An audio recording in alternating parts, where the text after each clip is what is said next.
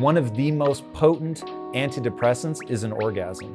And it wasn't until I met you that I was like, holy shit, this is what people are talking about. Guys need a place to have an orgasm or a partner, and women need trust. Even being the caretaker makes me feel good and sexual. Like all these things, because it makes me feel good about myself.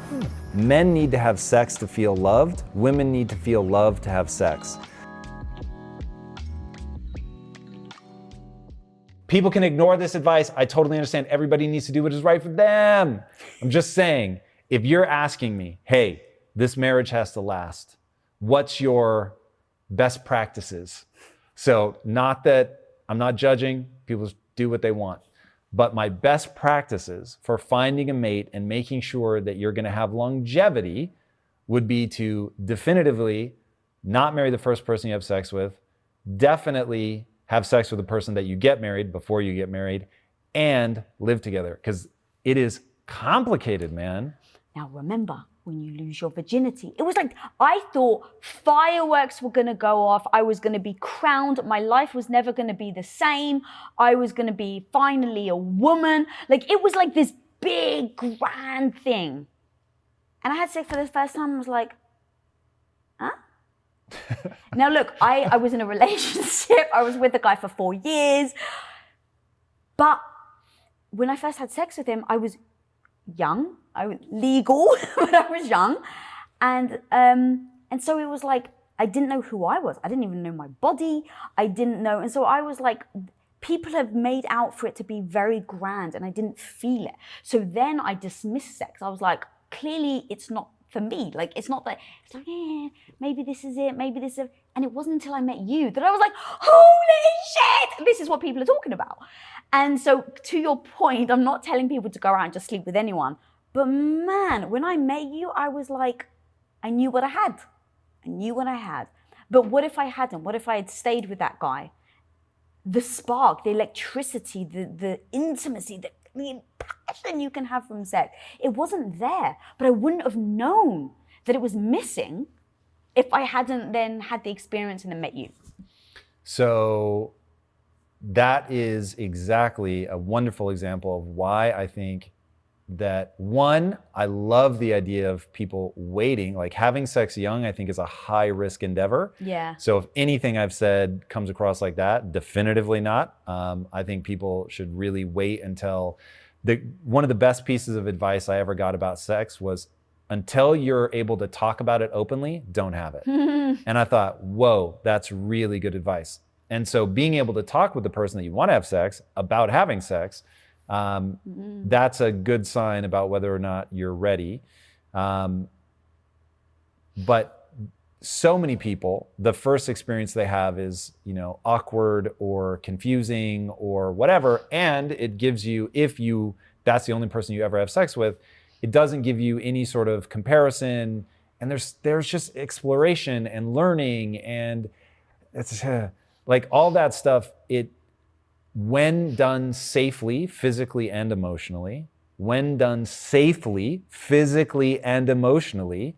that exploration, I think, is transformative. And I am a serial monogamist. That's not entirely true. I have experienced and enjoyed brief encounters. But I find if I don't connect, that's a much better way of explaining it. I need to connect with people to enjoy sex. So like, I want trust, which was, again, my mom gave me this extraordinary insight into sex, which is I forget what she said about guys, but it was basically like, guys need a place to have an orgasm or a partner, outside of masturbation, obviously, and women need trust. And I thought, whoa, like that was so weird to me, the thought that women needed trust to have an orgasm. And what a key insight that was. And so I'm talking about, you're connected with somebody, you're in a stable relationship, this is somebody that you trust. But then from there, where you can go and explore and the things that you can learn, it is amazing and it's extraordinary. And while I did not set out to learn about sex by having multiple partners, I am so grateful that I did. So I actually think a massive part of it, like in general, is just compatibility, right? Are you compatible in the way you like to live your everyday life? Are you compatible in the belief system that you have on whether you want a family or not? Are you, right? Like everything becomes a compatibility and a communication. And if you're not compatible, to me, on the sex side of it, like that's such a huge part of what makes a relationship. For me and you, like feeling that electricity, working on it, making sure we always keep that spark alive is so freaking important. And if you never have it from the beginning, I don't know, like that's a massive component that would be missing. There's also ways of like flavors of sex life, maybe is the right way to think about it. And finding enough common ground, because over time you're going to shape each other and you're going to find the things you like, and you're each going to like share and try new things, and all of that is a wonderful part of a healthy sex life. But there is sort of a baseline of like what we enjoy. Are we into like more adventurous stuff? Are we more vanilla? Are we frequency? Like there's so many different aspects of a sex life to line up. So right. It didn't even occur to me, but that's like one of the biggest things of like, I hear a lot about people like, you know, guys will usually want it more, women usually want it less. And so they end up over the years, you hear people complain they haven't had sex in over a year or 2 years. And it's like, we talk about it all the time. One of the most potent antidepressants is an orgasm. And that so many positive neurochemical states have like signatures that are almost identical to post-orgasm. MDMA, some of the treatments that they're using for the chemical cocktails that they use for like treating intractable depression, all mimic essentially post-orgasm. And so like making sure that your sex life is high functioning is so important, and it can just be a misfire. All right, so let's say they wait for marriage. God bless them. Cool. Now it's about toolkit of how do we process through. It's all about communication. It's all about not being embarrassed and not being judgmental. Of course, there's going to be, and I mentioned this earlier, there's going to be growing together. You guys are going to at first like, oh, I'm not really into that. But over time, you like see how much the other person loves it, and you can evolve together. So this is like anything in a relationship. There's a foundation that you want to make sure is there and is solid. But then of course, beyond that, it's going to be communication. It's going to be trying new things. It's going to be experimenting together. And without question, the greatest sexual journey I have been on has been with you. And so time to get, like, my number one value in a relationship is a shared existence. So hopefully people do not mistake that I am only interested in novelty. The thing that I've given my entire life to is the experiment of what happens when you stay with one person. That's your experiment? Why do you say it like that? Not sexy at all. That's interesting. To me, that is so powerful. It's so unromantic. I have to find better words to say it in a way that you hear what I mean, because what I mean is so like, it's like I've given my whole life to the idea of like through ups and downs, through sickness and health, through poverty, wealth, everything, all of it, to do it with one person is such an extraordinary journey. And that's way better. Just don't use the word experiment because it feels clinical. And so everyone, words matter. So I'm actually glad that we're talking about this. And you said earlier, like people, like this is actually how we talk. This is actually how we talk. You say a word, rubs me the wrong way, makes me feel a certain way, but I know you don't mean it, which is why I'm correcting you. I know exactly what you mean. But that's why I was like, hey, experiment doesn't work on me. It doesn't feel romantic. And I know which you're now revealing your value system. Yeah. I don't need it to be romantic. Yeah. I need it to be powerful. Yeah. And so hearing that what you need in that moment obviously was an unmet need. I wouldn't have said it if it were Valentine's Day or our anniversary. Wouldn't be like, I'm so glad we're running this experiment.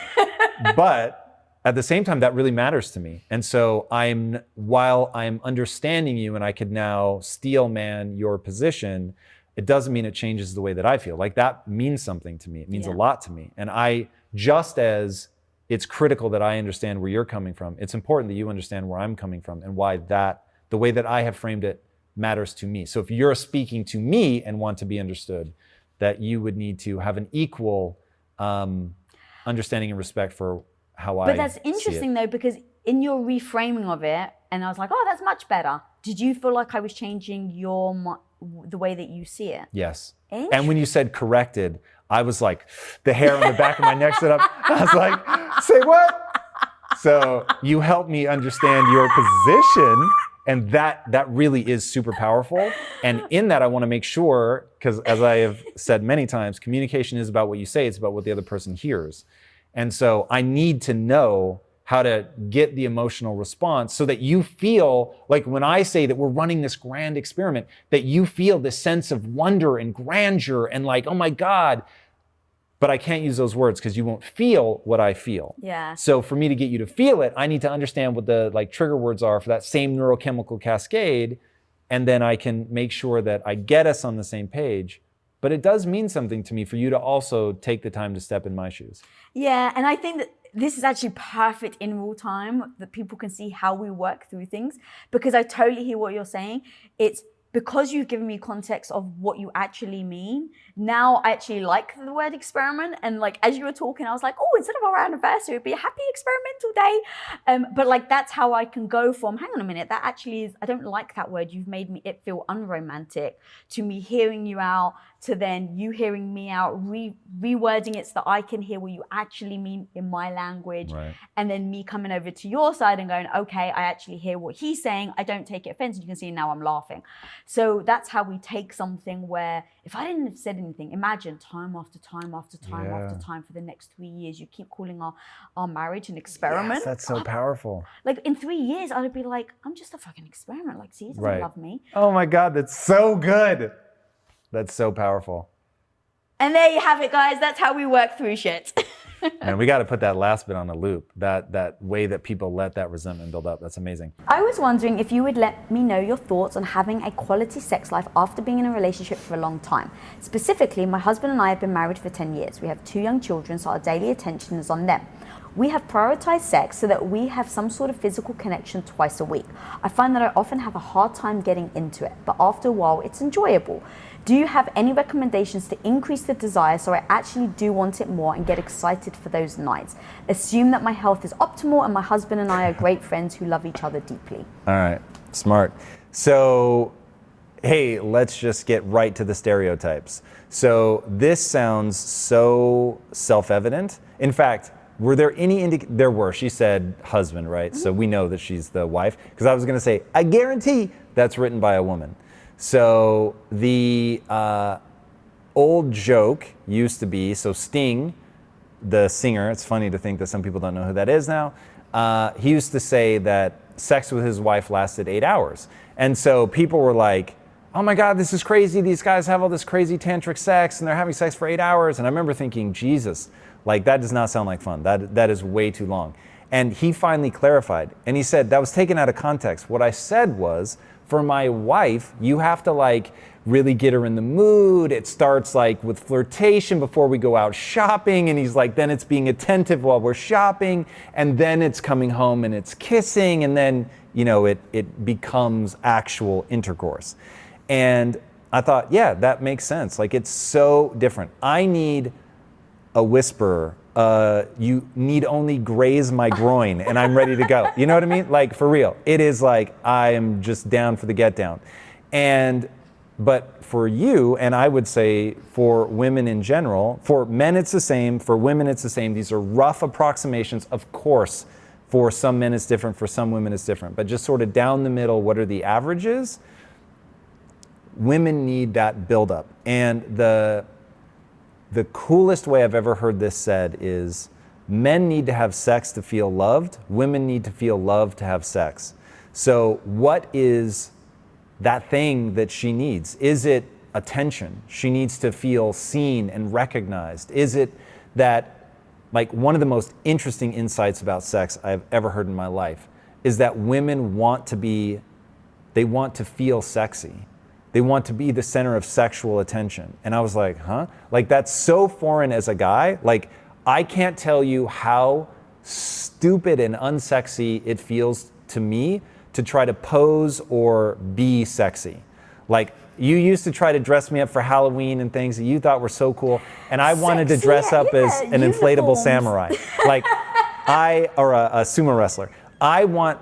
Halloween for me is about funny, and you being sexy, yes, that I find really interesting. But me being sexy feels super weird. So it was like a really strange revelation to realize that you aren't dancing sexy or strip teasing devoid of pleasure for yourself and just trying to turn me on. You're doing it because it turns you on to turn me on. I was like, oh my God, like my mind was blown, and I was just like, what? Like, I don't need that. Like it is awesome if you're like, oh my God, I'm so turned on by you. I love that. But I would get an erection either way. You know what I mean? If you're like, all right, we're doing it for you. Okay, cool. Like, thank you. You know what I mean? It's like. That's why when I was so sick and like, I wasn't turned on sexually because I could barely, I didn't think of myself as sexy. I was hurting, I was in pain, I was in agony all the time. I could barely stand up, my hair was falling out, I couldn't wear a bra. So it's like, it had nothing to do with you, the fact that I didn't want sex. It was the fact that I felt weak, in pain, and didn't feel sexy. Even when I wasn't in pain, I just didn't feel sexy. And so that didn't turn me on. You're 100% right. Recognizing as for her, right, because she's saying, I'm not even sure what to do. I would say once she's empowered with the idea that, hey, you're gonna need rev up, like that's a real thing. And once she understands, oh, okay, it's not weird, it's not unusual, the odds are that as a woman, I'm gonna need some sort of buildup. I'm gonna need to feel loved.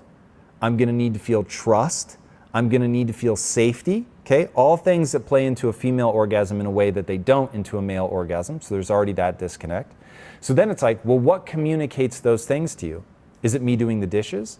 Is it me making sure that the kids are taken care of? Do you need to know that the kids are with somebody that you trust? Do you need to know that the kids couldn't possibly walk into the room? Is it a lock on the door? Right? There are all these interesting things. Once you realize, I'm gonna need rev up, I'm gonna need to feel loved, I need to feel trust, I need to feel secure.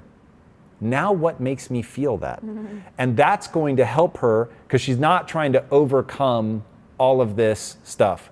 Understanding what those things are for her, the positive cues that lead her into feeling sexy, candles, flowers, like aromas, relaxation, there's something, right? Identify those, make sure they happen so that by the time we get to the actual physical act of sex, you're ready. That was amazing. When I'm at work, it's like I have a certain way that I act, a certain mentality, a certain hardness to myself that I deliberately bring to the table when I'm doing work. I put on I have to be a boss, I have to guide things, I have to be a visionary, I have to be an executor, like all the, not even have to, but I am. So all of those take a certain amount of hardness to me. I cannot be a ball of mush. Like I have done that. That was my transition of going from a housewife to how the hell do I become a leader? And I've messed up so many which ways on that journey. But ultimately, it's showing up super confident, super strong, not being afraid to just go for it, try things, fall on your face. And all of that takes a certain amount of mindset, strength, ignoring my negativity. Lisa, what the hell are you doing? Like all of this stuff, I battle that on a daily. Now, when I'm with you, I want to feel soft. I want to cuddle in your arms. I want your arms to really encompass me. I want to feel protected by you. I really do. And I know in these day and age, people may hate that, but I don't fucking care. That's what makes me feel good with you. I like feeling protected by you. I choose that. So in order for me to do that, that's what makes me relax. And then I feel sexy and I feel, I can dress up or I want to be the caretaker. Even being the caretaker makes me feel good and sexual. Like all these things, because it makes me feel good about myself. Like I'm taking care of you. That's a pride that I have in myself. Wow. And so all these little elements to me build up for the moment of sex. And it's a freaking transition. It's like what you say when, if you're doing, strict work, business stuff, and then you're being creative. There's a transition cost in there where you have to switch your mind, your body, how you hold yourself. And so for me, it's been very easy in the sense for us to kind of go, okay, Monday to Friday is pretty much all work all the time. Like you literally go to bed with your headphones on. So there's not even a second for transition. But the weekends is my relaxed time. I've got a different hat on, if you will. And so for me, it's very beautiful and easy and comfortable to have just freaking amazing sex on the weekends. But the week, I always found it difficult. I found it was more like a burden, another chore. I'm bloody exhausted. I've just spent 12 hours feeling like I'm battling the world, and now I have to put on a different hat, relax, get sexy. It's like, Jesus Christ, no. So I've just gone, that was too stressful for me. So if it was too stressful for me, like that's the opposite of what sex should be, right? We need to connect. We need those moments. So that's why we've structured our weeks so that it actually happens on the weekends. And then that's also allowed us to kind of navigate work and everything we're going through there. And then also just making sure that we do have sex, because we've said so often how important that is. And it's really about the connection. So Sex with Emily, I had her on the show, and we were literally speaking about this, and the whole thing was, it doesn't even just have to be penetration, it's the connection.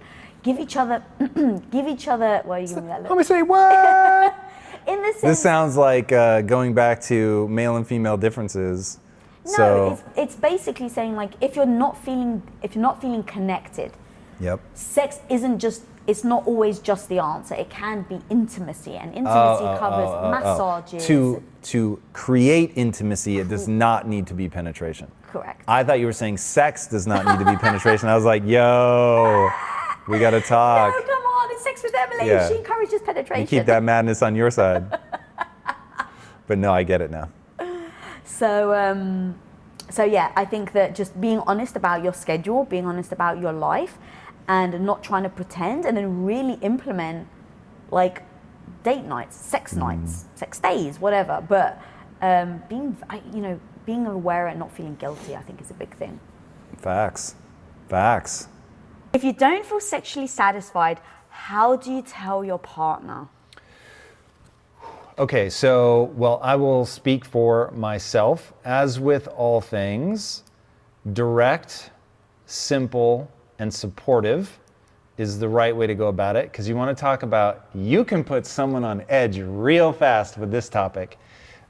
So you need to be clear. You want to speak up for what you want. There's no way to get the life that you want unless you're willing to articulate it, which actually, by the way, the one thing I will say in sex education class that they taught us in Tacoma, Washington, if you're not ready to talk to your partner about sex, you're not ready to have sex. That's actually really good advice. I thought that was fantastic. And I remember thinking at 16, yeah, no, I'm not ready to talk about this. Like, I am absolutely terrified. So that was very good advice. So being able to ask for what you want, to be able to say, like, and without blaming the other person, that's going to be so critical, because you'll put people on their back foot.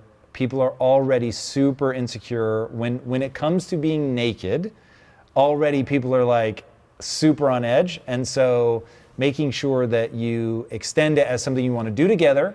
Hey, this is a project. Things can be even better, right? I'm going to stop you there.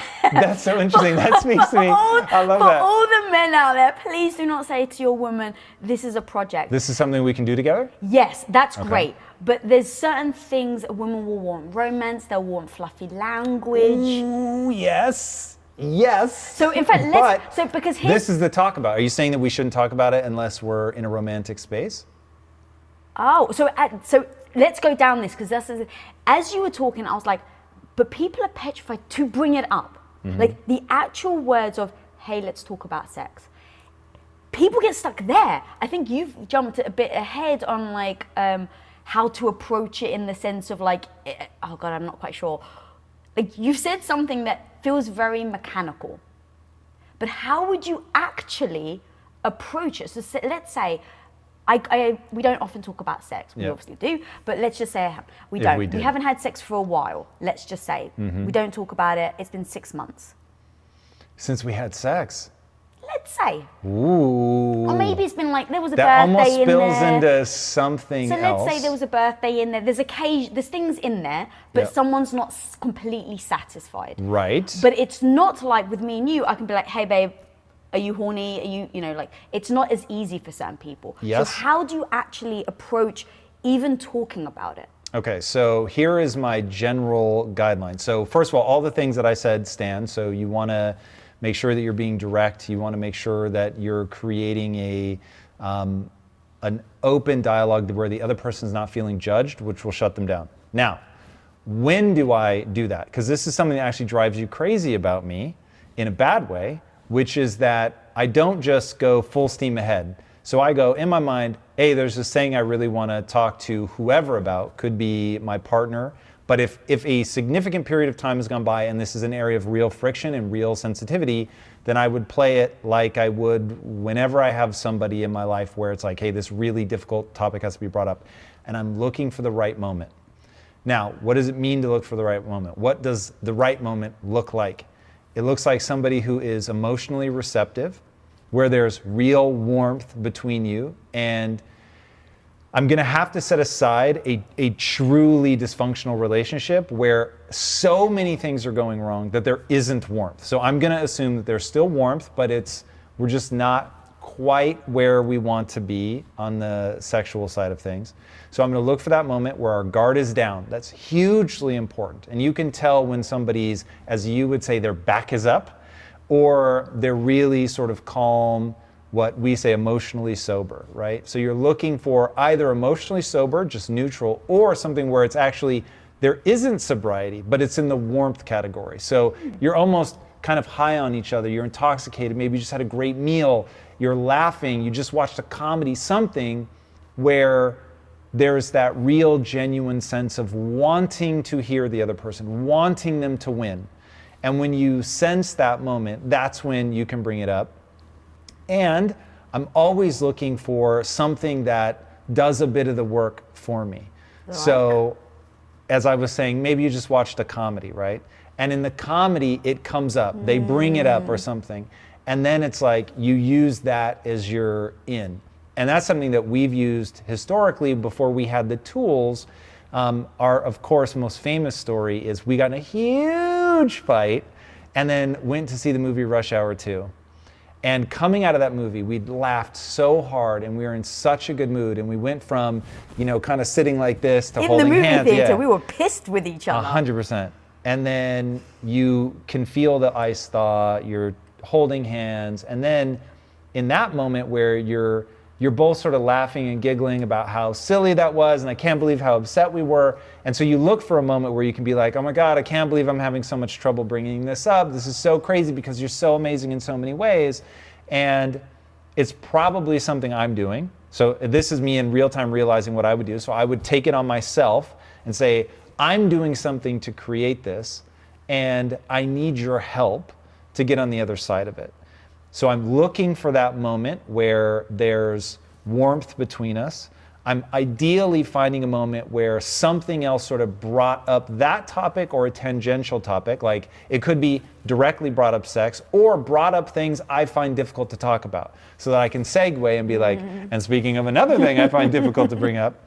And so those two things coupled with making sure that I'm bringing it on myself, looking for the things I've done to put us in this situation, not pointing the finger at the other person, not doing anything that will make them feel blamed or judged, trying to avoid all of their insecurities, and then just asking for help.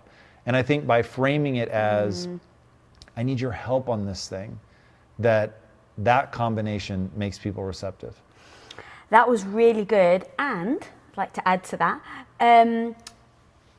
So the part about saying, what am I doing wrong? I freaking love me and you do that all the time instead of pointing the finger. I also think it will be interesting because as I project, what would I say to you? I think I would come to you and be like, look, maybe not in these words, but in that moment, we're either laughing or something. It's like, look, I really want to be an amazing wife to you. And in fact, didn't I even do this a couple of weeks ago? I said, what thing am I not doing that you wish that I was still doing, or something like that? You have asked that question specifically, which is one of the most powerful questions ever asked in our marriage, but then you also do a more vague version Yeah, thank you. So I actually say to you, are you happy in the marriage? Is there anything I can do to improve? Like, do you feel neglected in any way? So I take on the ownership of like, what am I not giving you? Because the thing is, to trick ourselves into thinking we're always giving our partners exactly what they need all the freaking time is absolutely putting blinders on. So I know there's going to be things to every relationship that someone can do better. So to me, it's like, hey, babe, how can I do better? And then the hope is you then ask me, it's like, oh, well, thank you. Wow, you just listened and you weren't defensive, right? It's like when I said to you, you know, oh, you don't take care of me in the food and I wish you would. It's like, oh my God, of course. Like, let me think about that. How can I make that work?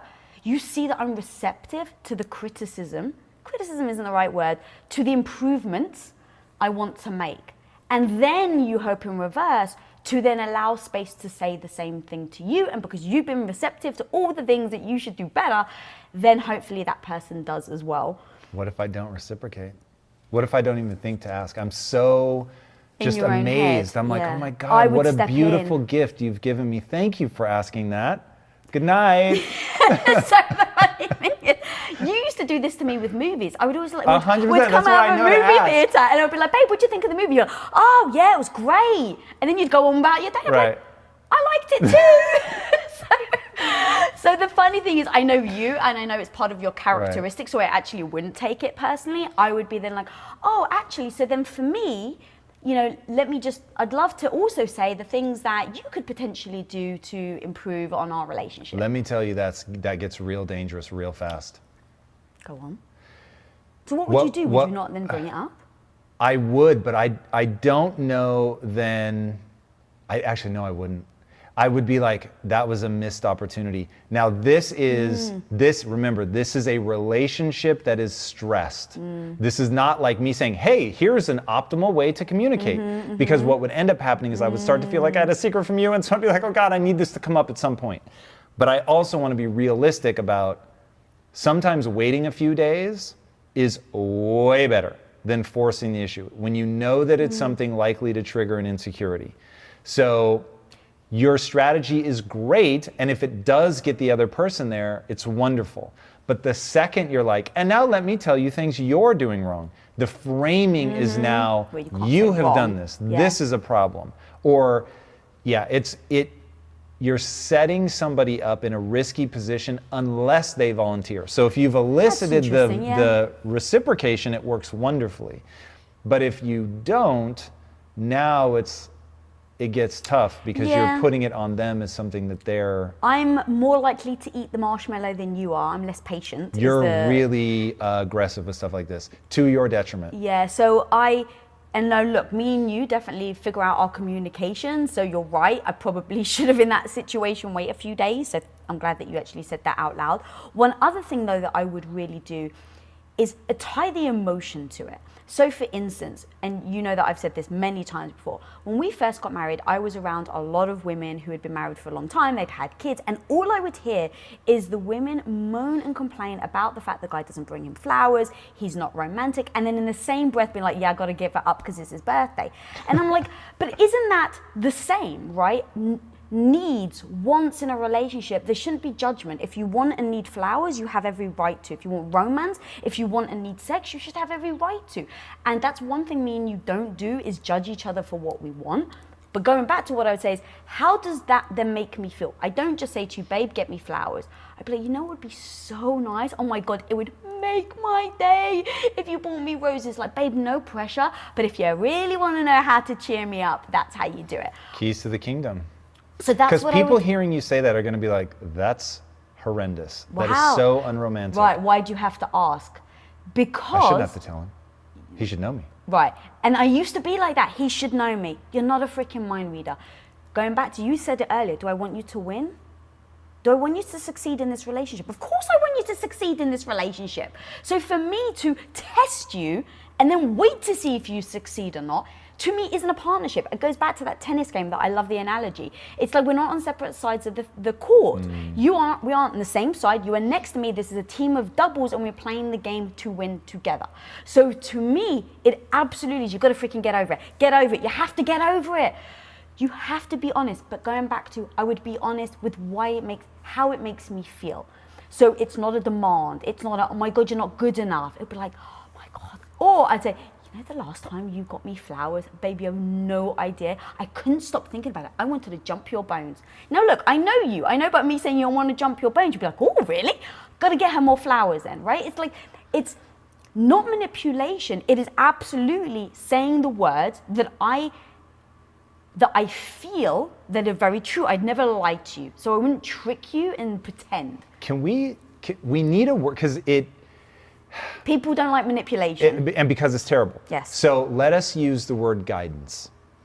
You're guiding me. I like it. You're guiding me in a direction of behavior that will benefit not only myself, but the relationship. And one should want to guide their partner, but guide them to success. But I want to be honest that it kind of sucks. It kind of sucks that you have to tell me that you want flowers, right? It would just be cooler if I could, maybe not mind read, but that I know you well enough that like, oh man, I just knew in this moment, right? That would be better. And so I want to let people know I hear you. I feel that pain. In a relationship, to get what you actually want, to have that long-term bond, to share decades and decades and decades of your life with somebody in a way that is fulfilling and joyful and amazing, you have to accept that they are a human that interprets the world differently than you do. And the only way for them to get where you need them is to guide them. And we're both doing it. And if it's done in the spirit of we're on the same side and we're playing this game to win together, and we're going to win together, we're going to lose together, then communication really becomes the key. And I mean, that's why the punchline of all relationship advice has already been said, has been said for decades and decades. I'm sure it's been said for thousands of years, that communication is key.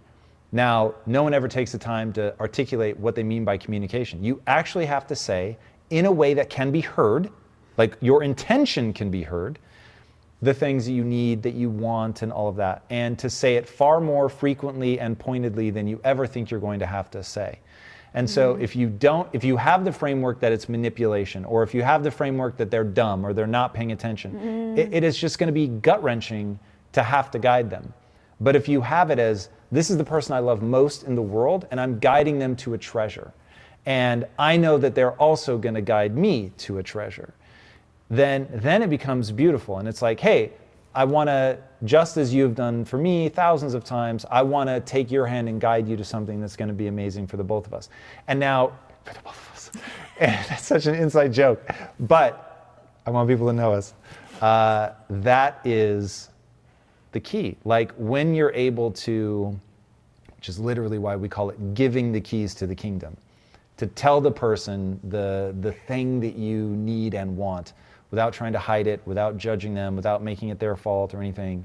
And then the real power is when the person says something and it triggers your insecurities and you can feel yourself getting defensive, to remember that it's your job to allow the person to take you by the hand, that they are taking you to a treasure. And you introduce such a beautiful concept to our marriage, which is, does this person love me? And if the answer is yes, then, hey, I know that there's no ill will. So whatever they're trying to do, I'm going to give them grace and understanding, and I'm going to be open and receptive. If the answer is no, then we have a much bigger problem than whatever it is that they're trying to lead me to.